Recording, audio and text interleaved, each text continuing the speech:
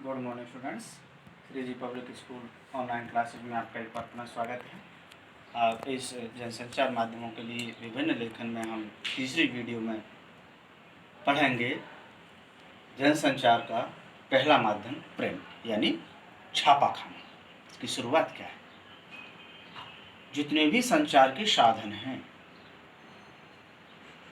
चाहे रेडियो है, टेलीविज़न है, फेसबुक है, व्हाट्सएप है, इंस्टाग्राम है, वगैरह वगैरह, इन सब में सबसे अधिक पुराना है प्रिंट अर्थात छापाखाना। इसकी सबसे पहले शुरुआत हुई चीन में, वही चीन जिसे आज पूरी दुनिया जान रही है। समझ गए होंगे?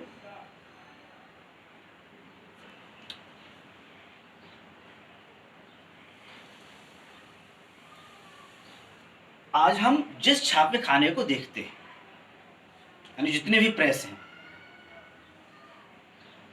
इसके आविष्कार का श्रेय जर्मनी के गुटेनबर्ग को जाता है। कौन था? एक प्रश्न बनता है, छापे खाने का आविष्कार कहाँ हुआ? चीन में। भारत में जर्मनी के गुटेनबर्ग ने। क्यों किया? ईसाइयों ने धर्म प्रचार की पुस्तकें छापने के लिए।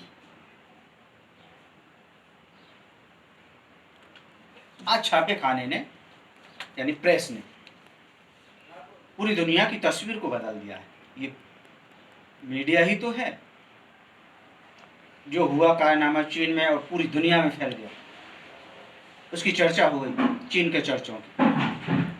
भारत में पुनर्जागरण रेनेसां की शुरुआत में छापे खाने की अहम भूमिका थी और भारत में सबसे पहला छापाखाना गोवा में सन 1556 में खोला गया।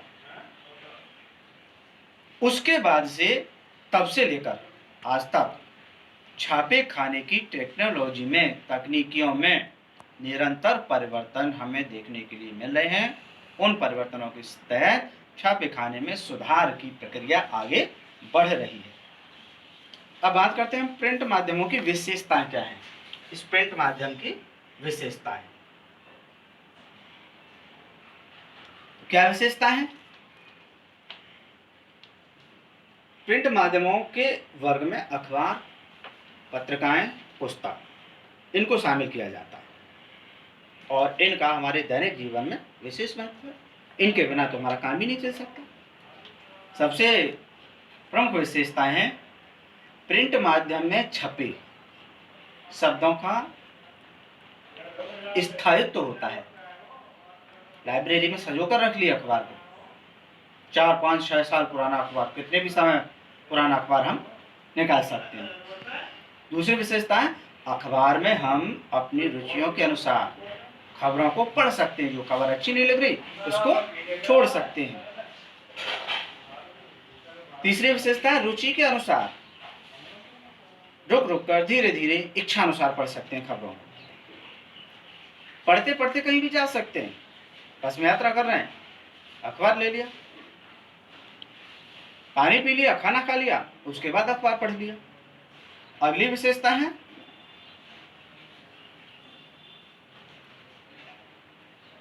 इसकी शुरुआत कहीं से भी की जा सकती है। 10 पृष्ठ का समाचार पत्र है, 5वें पृष्ठ से शुरू कर दें, 9वें से कर दें, 10वें से कर दें, तो ये मुद्रित माध्यम की एक अलग विशेषता है।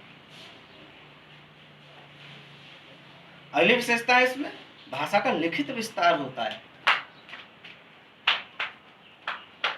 कि जो बात हुई है देश में वो लिखित में हमारे पास है और उस प्रेस के माध्यम से लिखी हुई है।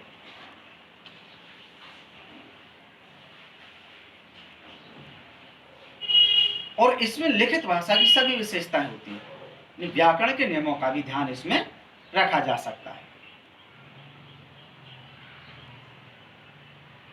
अब बात करते हैं मुद्रित माध्यमों की कमियों की। कमियां भी है समाचार पत्र में। अनपढ़ व्यक्तियों के काम का बिल्कुल नहीं है। अनपढ़ व्यक्ति वो समाचार पत्र को नहीं पढ़ सकता है। मुद्रित माध्यमों के लेखन के लिए,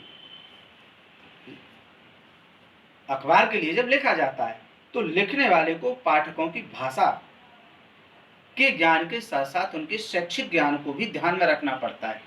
यानी घुमा फिराकर क्लिष्ट भाषा में बात समाचार पत्र में नहीं होती, बहुत सरल भाषा में होती है, सरल शब्दों का प्रयोग होता है। पाठकों की रुचियों और जरूरतों को ध्यान में रखकर समाचार पत्र को तैयार किया जाता है। आज आपने देखा होगा समाचार पत्र में एडवर्टाइजमेंट बहुत होते हैं, क्योंकि पाठक उनको पढ़ता है और समाचार पत्र चलता कब है, जब उसको पाठक पढ़ते हैं। कमी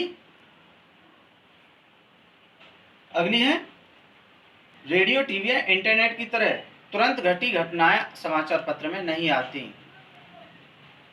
बासी होते हैं समाचार 24 घंटे। और पूर्वी उत्तर प्रदेश में चले जाते हैं तो 48 घंटे बाद समाचार पत्र मिलता है हमें। 48 घंटे पुरानी न्यूज होती है। ये भी समाचार पत्र की कमी है। निश्चित अवधि पर प्रकाशित होते हैं। समय निकल गया, यानी मान लीजिए रात 12 बजे तक समाचार प्रसारित हो रहा है, छप रहा है, और 1 बजे कोई घटना घटी, अगले दिन के समाचार पत्र में नहीं आएगी। अगली कमी है, अखबार या पत्रिका में समाचार या रिपोर्ट को प्रकाशन के लिए स्वीकार करने की एक निश्चित समय सीमा होती है। उस समय सीमा का सभी को ध्यान रखना पड़ता है।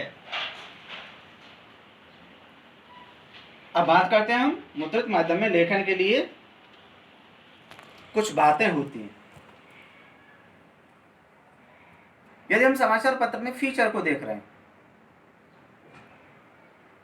या कोई रिपोर्ट देख रहे हैं तो 250 शब्दों से अधिक नहीं होनी चाहिए। स्पेस का पूरा ध्यान रखा जाता है। दूसरी बात क्या ध्यान रखेंगे, मुद्रित माध्यम के लेखक या प्रकाशक, पत्रकार को इस बात का ध्यान रखना पड़ता है छपने से पहले आलेख में मौजूद सभी गलतियों और अशुद्धियों को दूर कर लिया जाए। क्योंकि एक बार यदि प्रकाशन हो गया तो उस गलतियां अशुद्धि को दूर नहीं किया जा सकता, वो वहीं चिपक जाएगी। अगले अंक के लिए इंतजार करना पड़ेगा प्रकाशक को। भाषा सरल होनी चाहिए, सहज होनी चाहिए, बोधगम्य होनी चाहिए, शैली रोचक होनी चाहिए, विचारों में प्रवाहता और तारतम्यता होनी चाहिए। यदि ऐसा नहीं है तो समाचार पत्र बिकेगा नहीं, कम उपयोगी होगा। इस तीसरी वीडियो में से इतना है। आगे हम टॉपिक को आगे की वीडियो में पढ़ेंगे, चौथी में। Thank you.